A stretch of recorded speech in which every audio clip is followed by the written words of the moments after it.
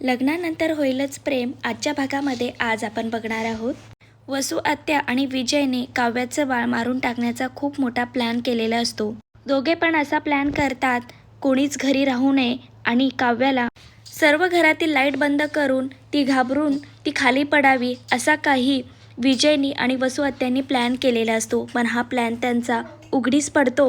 सर्व घरच्यांसमोर वसू आत्या आणि विजय मात्र स्वतः निर्दोष आहेत हे सिद्ध करण्याचा प्रयत्न करतात।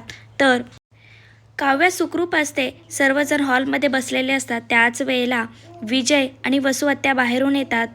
ते दोघं घरी येताच पार्थ दोघांना विचारतो, तुम्ही कुठे गेला होतात? त्यावर विजय पार्थला म्हणतो, हे काय तुझ्या समोरच आम्ही आलो आहोत। आम्ही मॉलमध्ये गेलो होतो।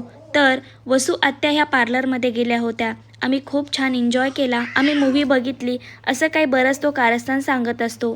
घरातल्यांना सर्वांना त्या दोघांवरती संशय येत असतो, कारण एकाच वेळी सर्वजण काव्य एकटीच घरामध्ये असताना सर्वजण कस काय बाहेर गेले या सर्व गोष्टींचा सर्वांनाच खूप आश्चर्य वाटत असते आणि या दोघांवरती संशय सर्वांचा येत असतो। तर पार्थ दोघांना म्हणतो, मला माहीत आहे हे तुमचंच कारस्थान आहे।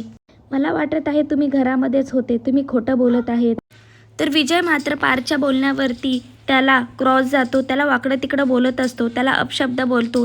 पार्थचा राग अनावर होतो। तो अपशब्द बोलल्यामुळे पार्थ विजयच्या अंगावरती धावून जातो। तो कॉलर पकडतो।